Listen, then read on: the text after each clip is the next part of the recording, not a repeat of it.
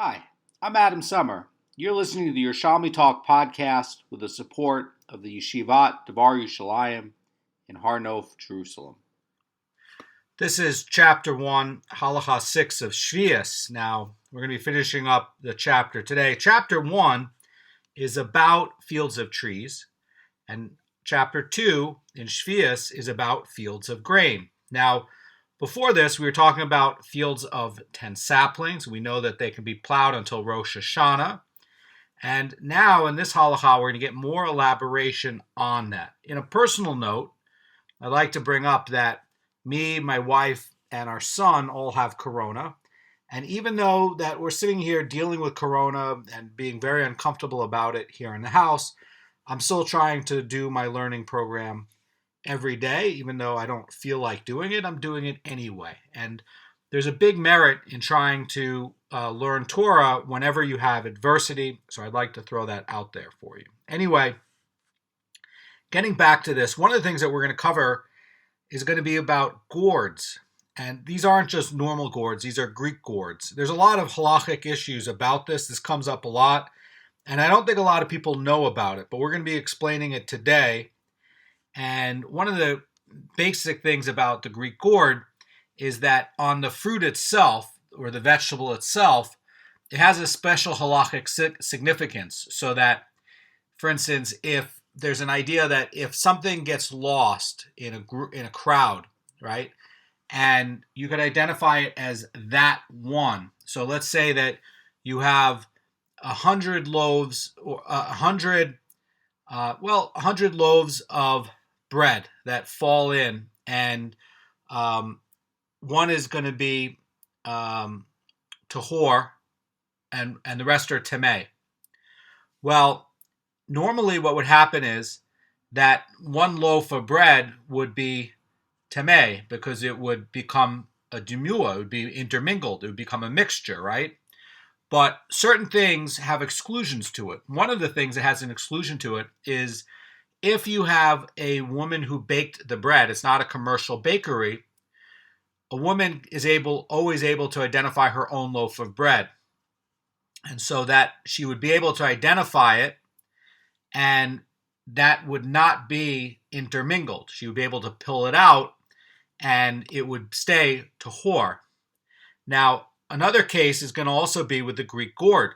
So also in the cases of disqualification in kalayim, it's going to be 1 out of 200 normally. However, like with the Greek gourd, if there are like 1,000 gourds and one Greek gourd falls into it, because it's significant enough that the entire mixture is going to be disqualified. So normally, for laws of kalayim, it would be 1 out of 200. But in the case of the Greek gourd, that it can disqualify a larger amount. Now, the same thing also with the cattle. If we have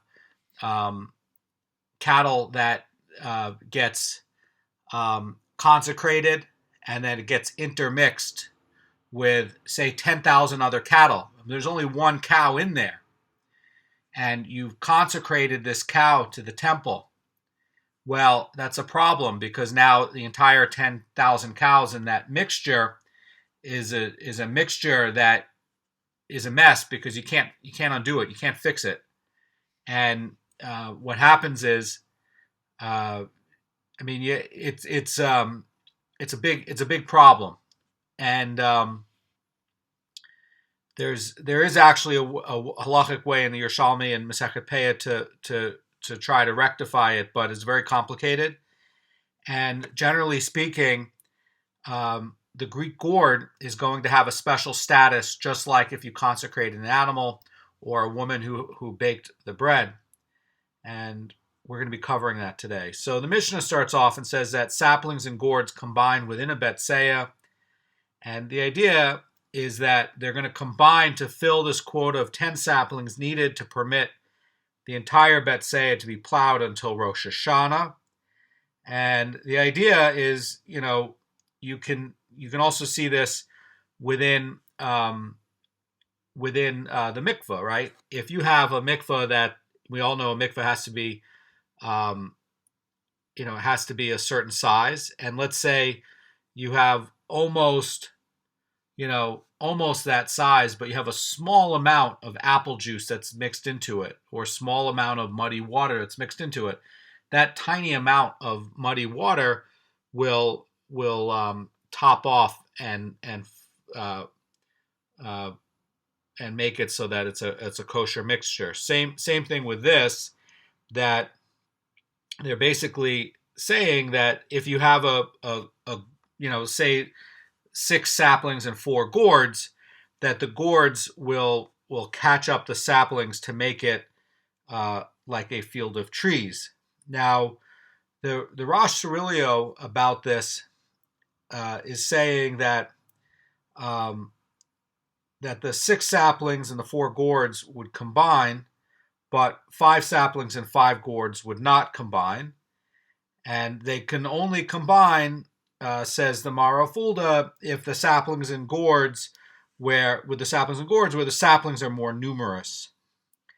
And the Chazan Ish in 1716 in his Beur book is saying that the Mishnah mentions the gourd as opposed to any other plant because the gourd, and they're going to be saying that it's not just the gourd, it's going to be the Greek gourd, is going to resemble a sapling in as much as it has long branches that bear fruit, and so it draws nourishment from a large area. And the gourd will also resemble saplings in that, being frail, they would die if their land were not plowed until Rosh Hashanah. That's the note by the Chazan Ish.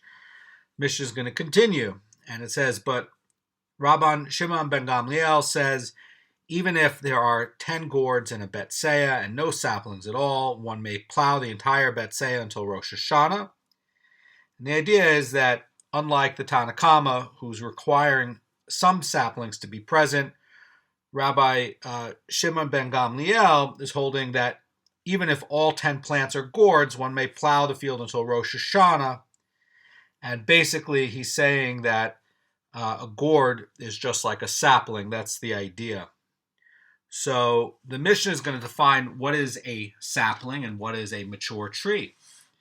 And the Mishnah says, until when are they considered saplings? In other words, what age will it be where a tree is going to be considered a sapling rather than a mature tree?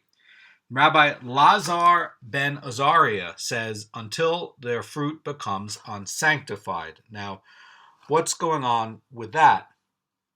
Now, there's a process about this. We know that in the first 3 years, it's orla. You're not allowed to have any benefit from it at all. You have to take it and put it away. You can't use it. You just let it rot. But on the 4th year, the fruit becomes sanctified. This, by the way, you can find in Leviticus 19:24. And the idea is that it either has to be brought to Jerusalem and eaten there, or you have to redeem it for the value of the fruit, and you put the sanctification onto the money, and then you've desanctified the fruit. And once these coins get redeemed, they are permitted for consumption anywhere. And while the redemption money has to be taken to Jerusalem and used to purchase food, which would be eaten there, and the idea is that fruit on the 5th year is totally permitted and not sanctified at all. Now, the Gemara is going to ask whether Rabbi Lazar ben Azariah means that a sapling becomes a mature tree upon the point where it becomes redeemed and desanctified on the fruit in the 4th year, or whether it's going to reach maturity at the beginning of the 5th year when the fruit is unsanctified because it's already past the 4th year. The 4th year fruit, by the way, there's a lot of mystical, symbolic things about that comes up in Meiser Sheni about the redemption of the Jews right after they rebuild the 3rd temple. There's a lot of sugyas about that over there. Anyway, so there's a question. Well, is it going to be that that Rabbi Elazar ben Azariah, who was for a short time the head of the academy, but also one of the heads of the Jewish people, as a co-equal with the head of the academy, he was removed and then given another equal position because you can't go down in holiness. Anyway, so the question is going to be, well, when he says that until the fruit becomes unsanctified, is that going to be in the fourth year where you're trading the money and desanctifying the fruit, or is it going to be when, the fifth year where fruit, grows and it has no sanctity at all? That's going to come up later. Rabbi Yeshua says one that is in its seventh year is no longer a sapling. And Rabbi Akiva says a sapling is as its name. In other words, Rabbi Akiva is saying that as long as people are calling it a sapling, it's a sapling. And it's he's basically holding the idea that a sapling is only in the first year, or the Rambam, as Rambam interprets this Mishnah, that a sapling is going to be a sapling as long as people refer to it as such. That's the interpretation that Rabbi Akiva is holding on this. So the idea here in the Igros Moshe, and you can see that in Yoredeah 130, is that Rabbi Akiva defines a sapling and showing that even he subscribes to a distinction between saplings and mature trees. That's going to be an idea here. Another question is going to be with, one that is in its seventh year is no longer a sapling. Well, this is going to come up with different species. This is not necessarily for all species of plants. And this is going to be where Rabbi Yeshua is actually going to be referring to the olive tree. And the olive tree is going to have a slower maturity than other trees. So that's why he's saying in the seventh year, it's because in terms of trees, the unusual tree, the one that has the latest term for when it becomes a sapling to a mature tree, is going to be the olive tree. That's going to be the seventh year. That's why this is in here. And this, by the way, is why you're not allowed to try to take the Mishnah and paskin off of it, because there's a lot of give and take on the oral law that they have to know what he's talking about. And so you could make a mistake and say, oh, well, seventh year is no longer sapling. So if I had a peach tree, that it wouldn't be on the fifth year, it would be on the seventh year. And that's just not true. The oral law is going to be where normal trees are going to be in the fifth year, and a fig tree will be the sixth year because it matures slowly, even though it gets fruit early, and the trunk will grow very slowly, and the olive tree is going to be last. That's going to be the seventh year. So the Mishnah is going to conclude with another ruling about this, and this is also going to be dealing with orlah, an orlah issue. So the Mishnah says, regarding a tree that was raised, in other words, it was torn down, and then it produced a shoot. In other words, sometimes they cut down trees, and then a shoot will come up. Sometimes the tree is not exactly dead. And the Mishnah says, if the top of the stump was lower than a tefach, the shoot is considered a sapling. In other words, it's like a new tree. In other words, from where they cut down the tree, if the mature trunk is there and they eliminate the rest of the trunk, and it's a tefach to the ground from the top of the cut down trunk, and a new shoot comes out, it's going to be considered a sapling. So that you would, if let's say you had a 10-year-old tree that you cut down, so basically on that 10-year-old tree you've already passed orlah. And over here, if you're cutting it down and the stump is lower than a tefach and a new shoot comes out, it's going to be a sapling, which means you have to count again. You got to start counting orlah over again. And the Mishnah continues, says, if the top of the stump was higher than tefach, this shoot that comes out is going to be a mature tree. These are the words of Rabbi Shimon. In other words, that this shoot is going to be part of the old plant, and you've already counted 10 years. You've already counted past Orlah, and so you would, if it were to bear fruit, you would not have to do a new count for Orlah. You see this later on in Sheviis, where let's say you have a vineyard, and what they will do to propagate new vines, it's an Orlah. What they will do to propagate new vines is they will bend them over, and they will wait till the new bend starts to make roots and it can thicken, and then they cut the vine and it creates two vines, one from the original and one from the new one. And there's a case over there where if they bended over the vine, and now it's going to be after the Orlah period, let's say, it's been planted this way for 10 years, then they cut the vine. Is it going to be a case where this new vine that was part of the old vine that's been sitting there in the ground there for 10 years, let's say 10 years, is that going to need Orlah or not? And the answer is yes, it will. It counts as a new planting. So you have to count again on this new thing. And the same thing's happening over here. So, if you had this stump, and the stump is going to be lower than a tefach from the ground, you're going to have to count again. And if it's higher than that, it will count as part of the old tree. And so the count is already happened. That's the idea.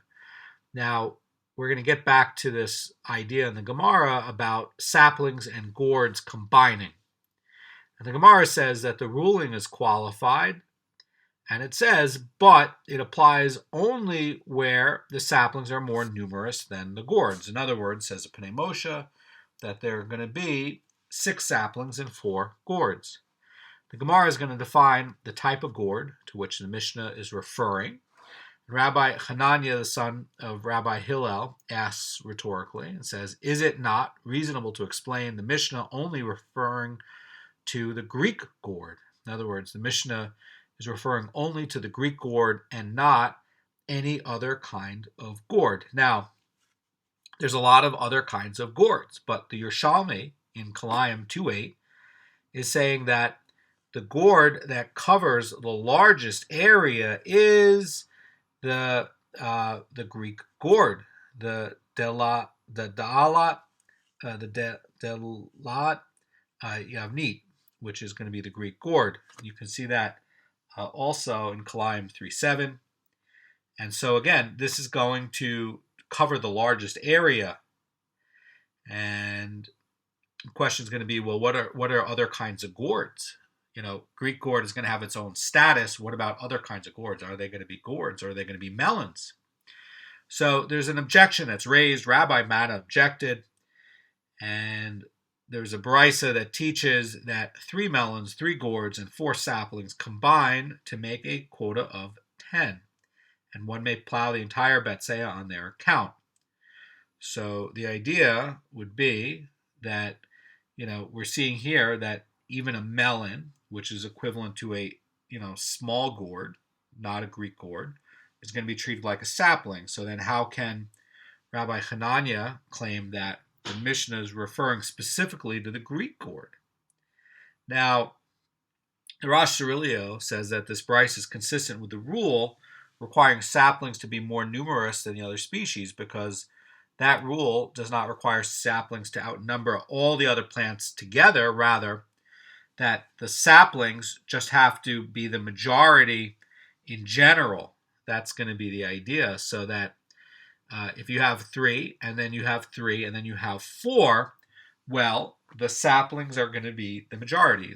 There's 4 saplings, there's 3 Greek gourds, and there's 3 melons. So as long as the saplings are going to be more numerous than the other kinds, that's what this sugya is going to be talking about. So in this case, where the saplings outnumber the gourds and the small gourds, or the melons, there's going to be enough saplings for the field to be considered a field of saplings. In other words, they're going to combine with one another to bring it up to 10, and that means that you can plow it until Rosh Hashanah. That's going to be the deep insight of the Rosh Cirilio. Now, the Gemara is an answer, and Rabbi Hananiah's teaching applies only to the next clause in the Mishnah, which states that Rabban Shimon ben Gamliel says even if there are 10 gourds to a betseah and no saplings at all, one may plow the entire betseah until Rosh Hashanah.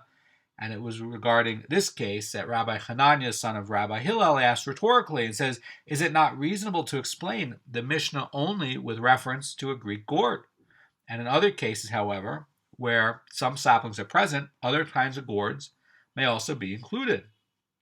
So let's take the Egyptian gourd, okay? The Egyptian gourd is going to be smaller, and the Vilna Goan says in Yerushalmi Daf 2:8, where it's talking about gourds, that this Egyptian gourd is actually going to fall under the same halachic classification as the melon. So it's really only the Greek gourd that stands out with this halachic distinction, and that the smaller gourds are going to have the halachic status, says the Vilna Goan, of the melon.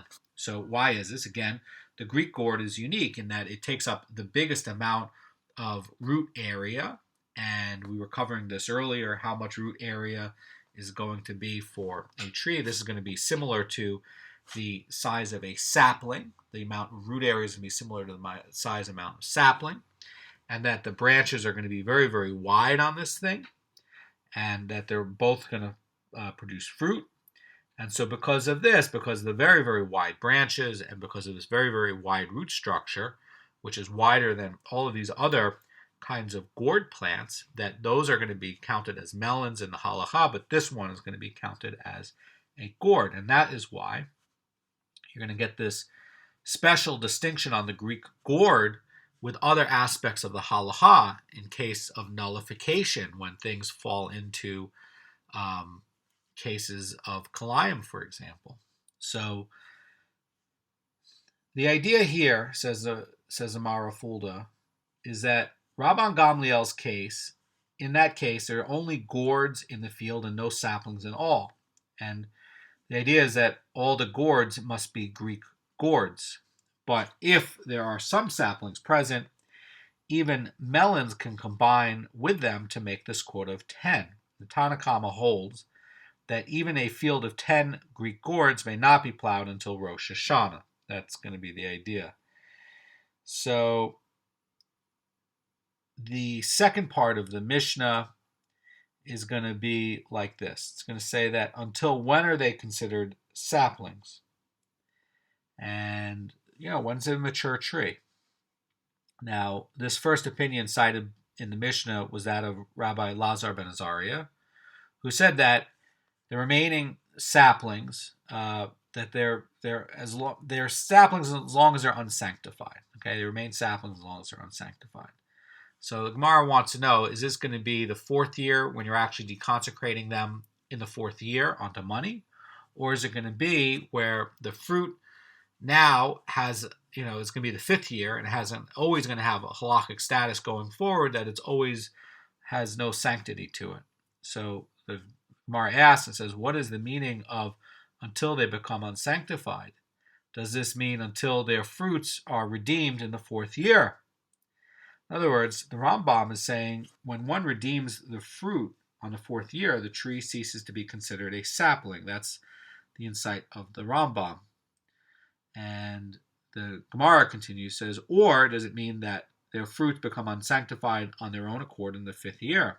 And the Rosh and the Rosh is also saying that the Gemara has concluded that according to Rabbi Lazar ben Azariah, the sapling does not become a mature tree until the fifth year. So you have some dispute there between the Rosh versus the Rambam on that. And it's hard to understand which is which. So the Gemara is going to answer. And Rabbi Abba Bar Yaakov says in the name of Rabbi Yochanan, this is what the Mishnah means, until they become unsanctified of their own accord in the fifth year.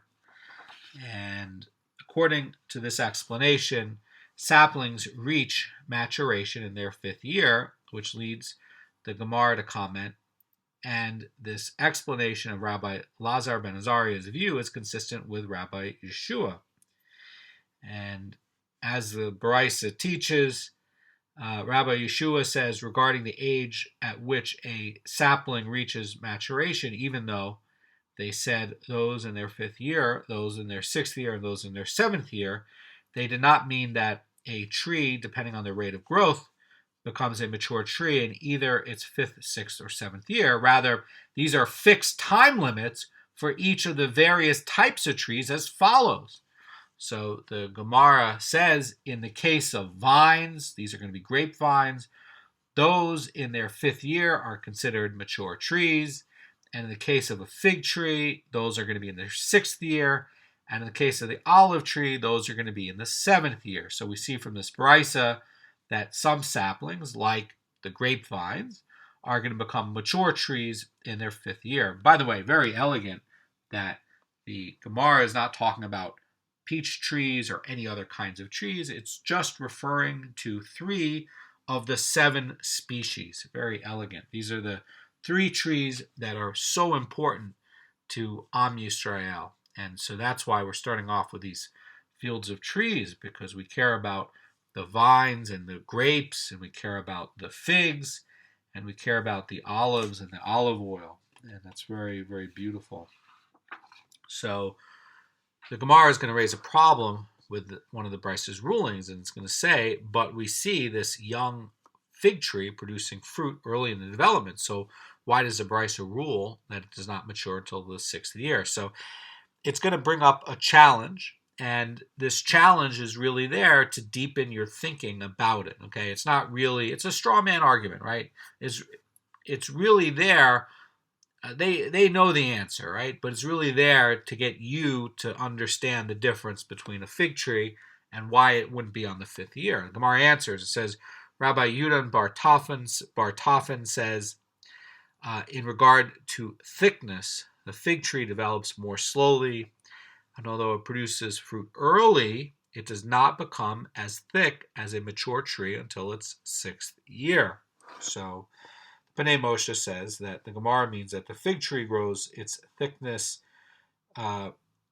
quickly, but the vertical growth is going to be slow. That's going to be the idea. Now, another thing to keep in mind is that it's going to be this special nature of the fig tree for why it's going to be the wood of the fig tree that has to be used for the fire in the Bet Hamikdash every day. Now, the Gemara is going to continue, and it's going to talk about the end of the Mishnah, which is talking about if we cut down a tree and then a shoot sprouts from the base of this cut down tree, what's going to be? So the Gemara says Rabbi Shimon and Rabbi Lezer ben Yaakov said the same thing. For Rabbi Shmuel bar Nachman and Rabbi Yonatan says in the name of Rabbi Lezer ben Yaakov, if one raises his vineyard to less than a tefach from the ground, and then the vines regrow, he is obligated to treat the produce of the regrown vines as orlah, because otherwise he might give the false impression that orlah produce is permitted. But the opinion of the sages is that he is not obligated to treat the fruit of the vine, as new vines as orlah, unless he raised the old ones to the ground. Well, this needs some explaining. So here's what the Mara Fulda says. It says that the sages maintain that if the vine had been raised completely to the ground, any subsequent growths are biblically subject to orlah. However, the sages are not concerned about the possibility that people who see someone eating its fruit might think that such fruit is permitted, and therefore, as long as part of the old vine, even less than a tefach, was still left above the surface of the ground, anything that sprouts from it is exempt from orlah, even under rabbinic law. And that's going to be the idea. That is going to finish up with the halacha on trees. And now we're going to get to chapter 2, which is going to be about fields of grain. Have a great day.